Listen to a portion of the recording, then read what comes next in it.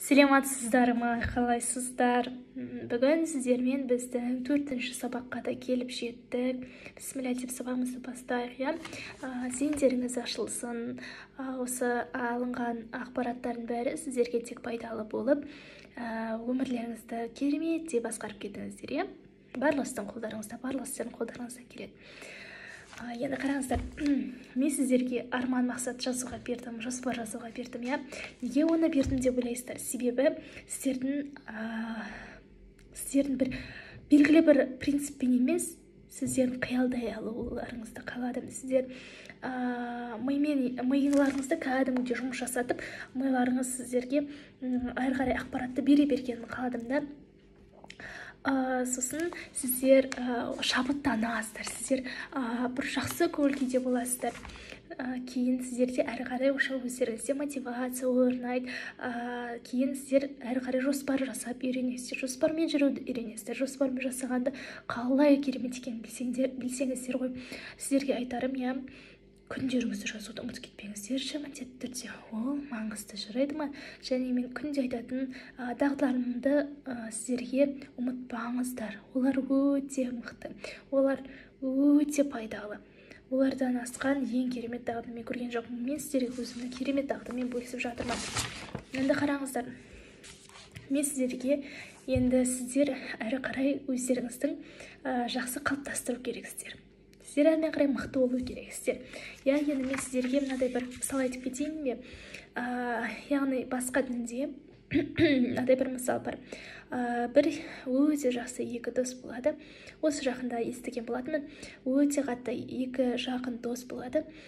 Сол екі жақын дос бір күні ақылдасып сөйлесіп отырғанда олар бір яғни христиан дінінде оларда бір дұға ететін керемет бір жер болады.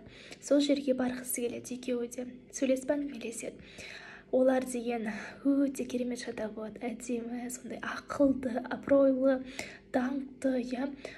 Ішкі мен сыртқы жан дүниелері бірдей. Сізбен айтып жеткізу мүмкін емес екі мықты адам болады.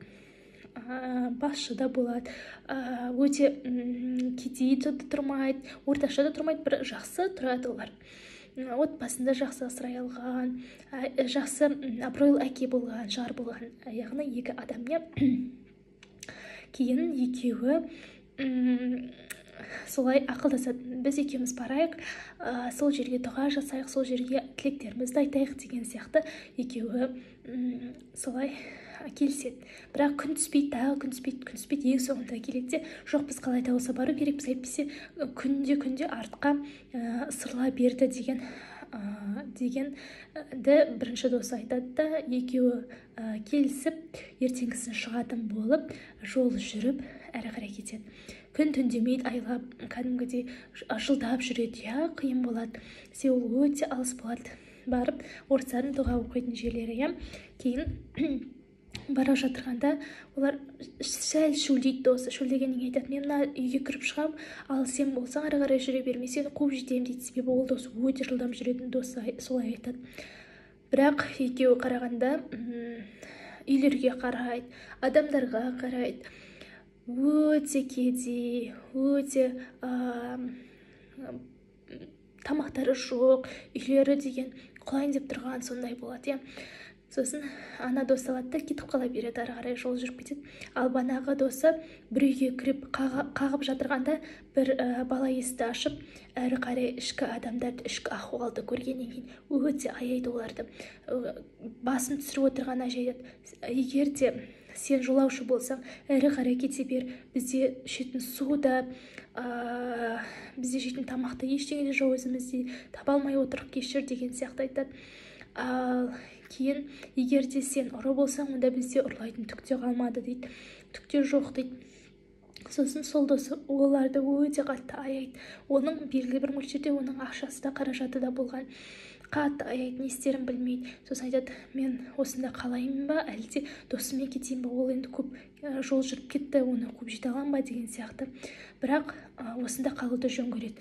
Үйін жинайды, сыпырады, жуады, суын әкеліп береді, кішкене болсын реттестіреді. екінші күні жол жүрем ба деп тұрғанда үйдің қабырғалары құлайын деп жатырады, соны ретке келтіреді, тағы да қалып қояды. Үшінші күні тағы да кетем деп жатырғанда олардың ішінен ойлайды, мен егер де қазір кететін болсам, олардың жағдайлары бұрынға қалыпқа түседі, мен оданша оларға көмектесейін, пайдамды тигізейін, оларды мен дұрыстап бір бақытқа келтірейін деген ой келеді оған. Кейін ол оған үйінің бәрін жинай, сыпырады, суына келеді, тамағына келеді, олардың бәрін адам етеді, өте жақсы деңгейге оларды жеткізеді, үйін кәдімгідей әдемілейді.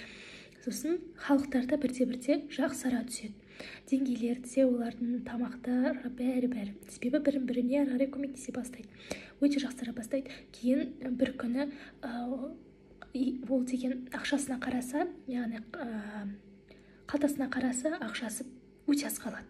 Аз қалған соншалық үйіне тек қана жететін ақша болып шыға келеді. Кейін ол ойланады, мен кеткенім дұрыс шығар, себебі мен ертең үйіме де жете алмаймын.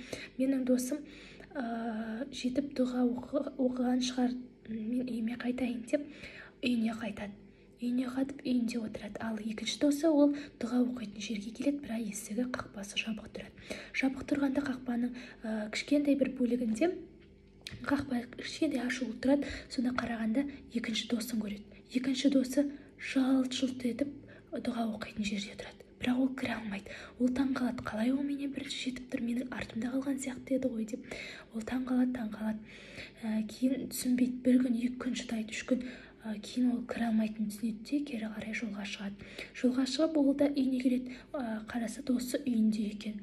Ол таң қалады тағы. Мен қалай одан кеш келдім, ол қалай менен ерте келіп тұр, не болды деп түсінбейді. Сіздерге айтуды ұмыттым, орта жолдан келе жатырғанда айтпақшы, орта жолдан келе жатқан манағы ауылға кездеседі. Манағы ауылға кездессе, халықтары тамаша болып кеткен, жақсы қалыпқа түскен, және сол манағы досының соққан үйіне соғады. Менің досымды көрдіңіздер ме деп досын сұрайды. Досын сұрағанда ішіндегі үй тұрғындар айтады, біз сенің досың дейді, өте тамаша адам, сенің досың болып бет ол дейді, бізге жағдайымызды жақсартып берді, бізге көмектесті, бізге аяғымыздан тік тұрғызды, бізге деген өте көп пайдалы іс жасады дейді. Біз ол болмағанда өліп кетер едік дейді. Ол бізді аяғымыздан тұрғызды деп кәдімгідей алғысын жаудырып, оны деген қонақша күтіп жібереді. Кейін ол жеткеннен кейін барып таң қалады. Менің досым қалай менен ерте келіп тұр екен, ол бармады ма онда деген, мен оны көрдім ғой деген сияқты таң қалады. Кейін ол үйіне барса, оның жағдайы сәл нашарлаған, балдары сәл тыңдамайды. Ал досының үйіне барса, өте мейірімді, өте жақсы, бір-біріне деген қарым-қатынасы жақсы, әке деген балаларына жақсы қарым-қатынас, баласы да әкесіне сондай мейірімді болады. Сонда ғана сен не істедің, қалай істедің дегенде бәрін баяндап береді. Баяндағаннан кейін ол түсінеді, оның өзі аяқпен бармағандығын, оның тек қана рухының алға жүргендігін түсінеді. Алға рухының жүріп, оған ол үшін ішіндегі рухы адамға қызмет еткенін түсінеді. Сонда ойлайды, ол сонда пайдалы істегенін түсінеді, адамдарға сауап жасағанын түсінеді. Сонда ғана ол ойына жетіп, досы үшін қуанып, әрі қарай жақсы өмір сүреді. Енді қараңыздар, сонда мен сіздерге не айтқым келіп тұр, сіздердің міндетті түрде рухтарыңызда өте жақсы болу керек. Сіздер ешқашан да мен деп өмір сүрмеу керексіздер. Егер де сіздер тек қана мен бәрін алу керекпін, мен басқару керекпін, мен сіздердің бәріңе қожайынмын, мен өте ақылдымын десеңіздер, ренжімеңіздер, онда әрмен қарай жақсы болмайды. Бәрі құлдырайды, ризығыңыздан айырыласыз, нәпсіңіз сізден асып кетеді, тәкаппарлығыңыз басым болып кетеді.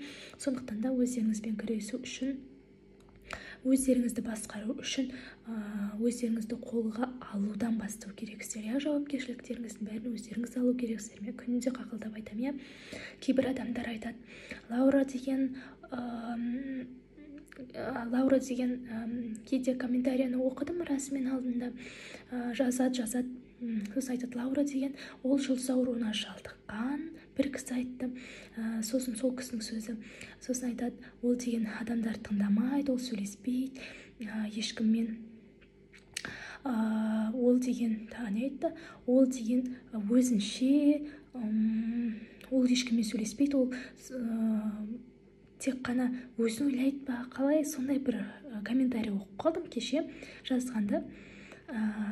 WhatsAppқа да жазды, одан звондады да, ютубқа жазған, көрдім мен. Бірақ қараңыздаршы, мен деген күнде бос отырған, өзімен өзім жатып, тек қана ондай істеп отырған ештеңем жоқ, сондықтан да дұрыс түсінсеңіздер деймін.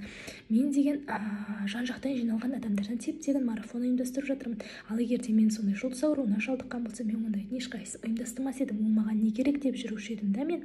Мен сосын адамдармен тегін консультация жасайын деп жатырмын, Алла қойса, ондайды мен жасамас едім. Мен ақша, ал мен ақша аламын, мен оқып жатырмын, мен білімімді,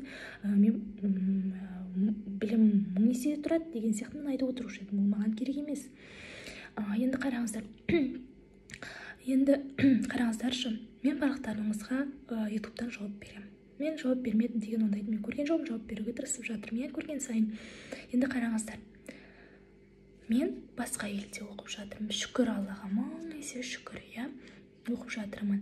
Мен психологияны оқып жатырмын. Мен түрлі қазір марафондарға қатысып жатырмын. Мен білімімді шыңдайын деп, мен қазір бір курсқа қатысып жатырмын. Ол офлайн түрде, Мен деген ментор болып жатырмын. Оқушыларға сабақ беріп жатырмын, Мен деген ата-анама көмектесіп жатырмын, Соның бәрін мен жасап жатырмын. Қазір Инстаграм жүргізіп жатырмын. Жақсы, өзімізге керекті салада.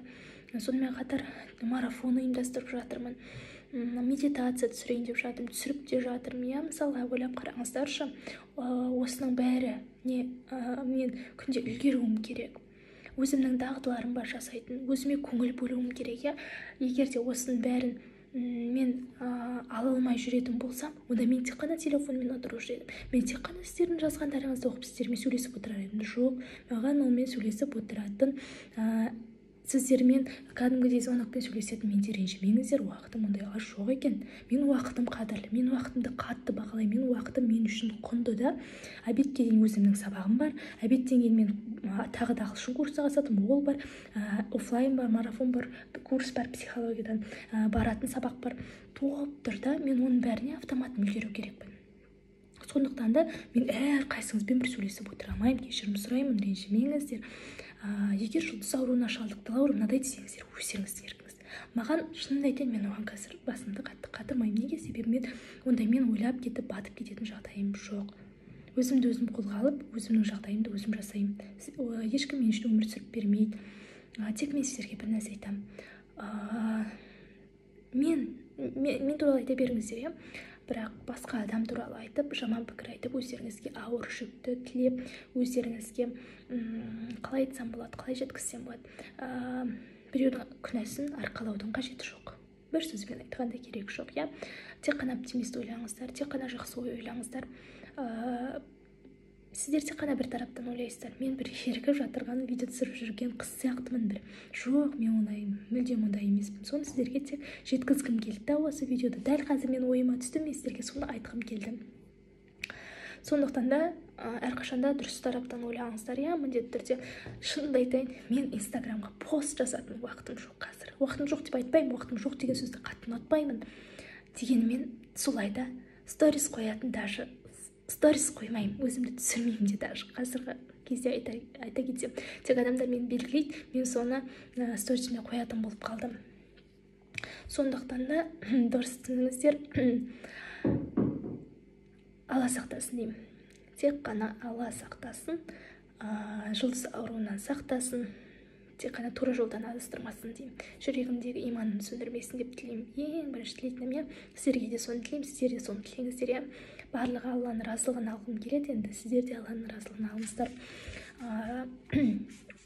Сондықтан да жақсы ой ойлаңыздар, оптимист болыңыздар, негативке түсіп кетіп, бостан-босқа өздеріңіз отырып, күнәні арқалаудың ешқандай да қажеті жоқ, ештеңе одан ұқпайсыздар.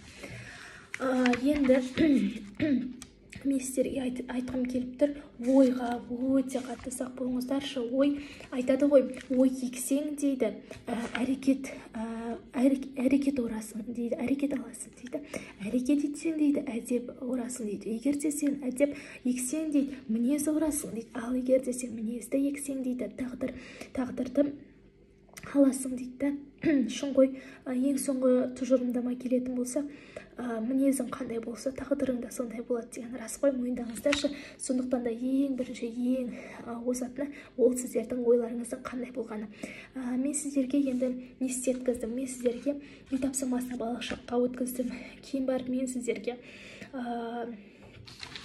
жеткен жетістіктеріңіз туралы айтқыздым. Үшінші кеше мен сіздерге арман мақсаттарыңыз туралы айттым. Мен сіздерді міне шабыттандырып алдым. Енді мен сіздерге айтқым келіп тұр. Сіздерге келесі қандай тапсырма беремін? Мен сіздерге беретін тапсырмам төртіншісі, өздеріңізді егер де жақсы етіп әрі қарай дамытқыларыңыз келсе, сіздер әрі қарай жақсы қадам жасаңыз келсе, сіздер әрі қарай сала мен бизнеспен айналысқыларыңыз келсе, сіздер өскіңіз келсе, сіздер қаржылай сауаттылығыңыз жақсы болғанын қаласаңыздар, сіздер көтерілгілеріңіз келсе, сіздер барлық адамға көмектескілеріңіз келсе, не істеңіздер айтайын ба? Сіздерге бұл тапсырма: ойларыңызды басқарыңыздар. Ойларыңызды қалай басқарасыздар? Яғни жазасыздар. Дәл қазір мен сіздерге айтып отырғанда сіздерге қандай ой келді? Дәл қазір сіздер өз ойларыңызды жазасыздар. Мысалға сізге осындай ой келуі мүмкін: мен қорқам, немесе ой келеді сіздерге: неден қорқасыз? Сіздер соны жазыңыздар. Және тағы да бір ой келуі мүмкін: осы Лаура айтқанда мен бір түрткі болады. Осы бір Мағриба мысалға айта кетейін, маған солай бір нәрсе айтса, мен оған бір шыдамым жетпейді дейтін болсаңыздар, сіздер де сондай әрекеттерді жазсаңыздар, жақсы болады, өте қатты. Ойлардың бәрін жазыңыздар, ойлардың бәрін жазыңыздар, бәрін. Сосын бәрін талқылаңыздар.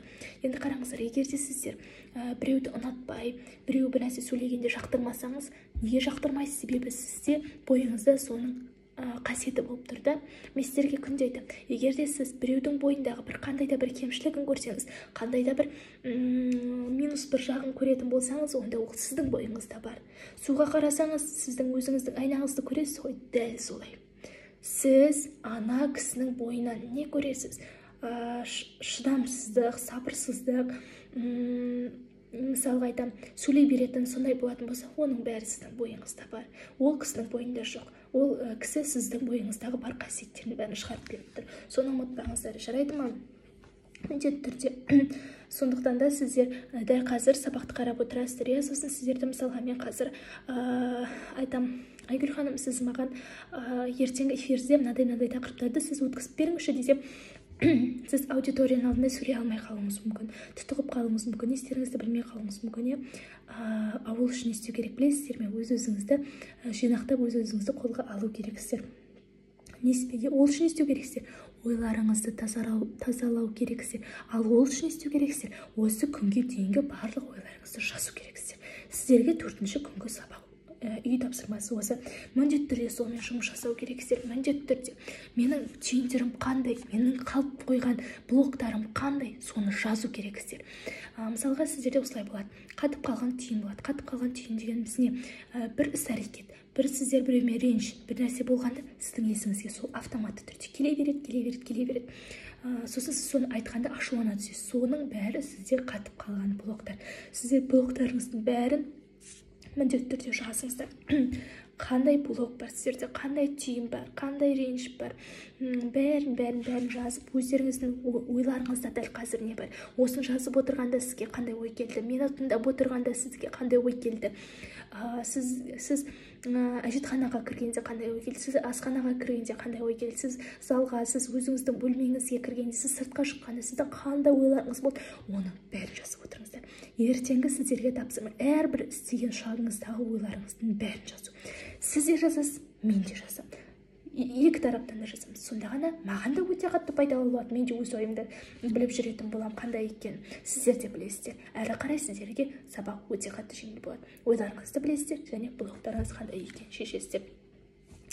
егер де сіздер блоктарыңызды шешпесеңіздер, сіздер дәл солай жүре берсеңіздер, ойларыңызды басқармасаңыздар, ойлармен миларыңызды толып кетеді де, сіздер өмір сүруге өте қатты қиындық әкеледі. Шешім қабылдар кезде толған майыңыздағы ойлармен жатар кезде не істеріңізді білмей кілең ойлар келе береді де, сіздің әрмен қарай өміріңізге қиындықтар әкеледі. Және сіздер блоктарыңызды егер шешпейтін болсаңыздар, сіздер онда ерте қартаюға алып соғады.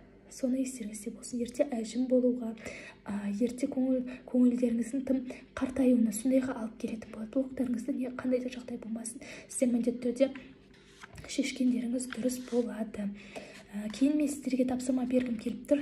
Сіздер 3 адамды зерттеңіздер. Бірінші, ең мықты деген үлгі тұтатын, қатты қадағалайтын, еліктейтін, сіздердің тыңдайтын бір американдық адам. Екіншісі, ол бізде қазақ адамы. Үлгі тұтатын, еліктейтін ең мықты адам. Үшінші, ол бізде орыс адамы. Мейлі ол Адидастың адамы болсын, мейлі Найктың адамы болсын, 3 адамды сіздер жазыңыздар.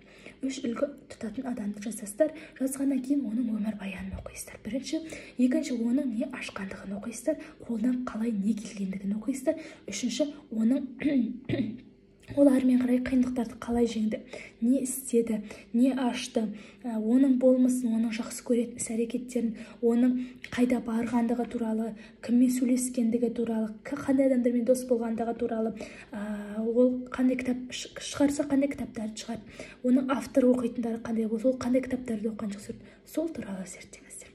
Сіздер ойыңызды реттедіңіздер, блоктарыңызды шештіңіздер. Үшінші, 3 адамды анықтап, олар туралы зерттедіңіз бе, онда сізде ойларыңыз мүлдем өзгереді. Автоматом өзгере бастайды сізде. Соған миыңыз сене бастайды да, сосын соны міндетті түрде жасаңыздар. Әрмен қарай не істеу керектігін мен сіздерге ертеңгі сабақта айтатын боламын. Ертеңгі сабақ одан да бұйырса қызықты болады. Осыны міндетті түрде жасайсыздар. Жасағаннан кейін сіздер жасадыңыздар, жасағаннан кейін отырасыздар да барлығына шүкір айтасыздар. Осы жасап боласыздар, барлығына шүкір айтасыздар. Не істеп жатырсыз, қалай болып жатыр, іс-әрекеттеріңіз қалай, көңіл күйлеріңіз қалай, отбасыңыз, үйіңіз, машинаңыз, денсаулығыңыз ең бастысы, отбасыңыздың денсаулығы, туған туыстарыңыз, Қазақстанға, барлық тәуелсіздік алғанымызға, тәуелсіз болып жатырғандығымызға, осы өмірді сүріп жатырғанымызға, осы өмір бізге берілгендігі үшін, ата-анамыздың бәрі болған үшін, барлығына, балдарыңыздың, барлығына шүкір айтасыздар. Жеке-жеке отырып алып шүкір айтасыздар. Мен бұрында қалай жасайтын болдым? Мен Алан 99 есімін тыңдап болғаннан кейін, ең соңында кішкентай музыка болатын болды. Музыкада аламда мен қолымды ауысайын жасаймын, мен шүкір айтамын. Мен қатты шүкір айтатын болдым. Қазір де айтамын шүкір. Сондықтан да шүкір айтыңыздар міндетті түрде. Сіздерге осы берілген 4 тапсырманы орындаңыздар. 4 тапсырманы орындағаннан кейін бар, бұйырса ертеңгі сабақта сіздерге одан сайын осы сабақты жалғастыратын боламын. Жалғастырғаннан кейін мен сіздерге ең соңғы сабақтарда бәлкім сіздердің бір нәрсе ашқыларыңыз келсе, соған кеңесте беріп кететін боламын, Алла қаласа деймін. Және мен сіздерге айтатыным, құрметті марафон қатысушылары, барлықтарыңызға сабақ қайырлы болсын, барлықтарыңыздың зейіндеріңіз ашылсын, барлықтарыңыз өзгересіздер, өзгермейтін адам жоқ. Тек қана мен сіздерге себепкермін, сіздерді барлықтарыңызға мен дәл осы ақпаратты айту керек болдым. Бүгінге және сіздерге айтатыным, бізде дәл қазіргі кезде марафонға қатысып жатырған адамдар сіздерге мен жазған болатынмын, сіздермен тегін консультация деп. Біреулеріңізбен тегін консультация жасаймын. Егер де тағы да сұраныс болып жатырса, онда мен әрмен қарай да тегін консультация жасайтын боламын, міндетті түрде. Ол маған да пайдалы болады, ол сіздерге де пайдалы болады. Екі тарапқа да ол пайдалы болады.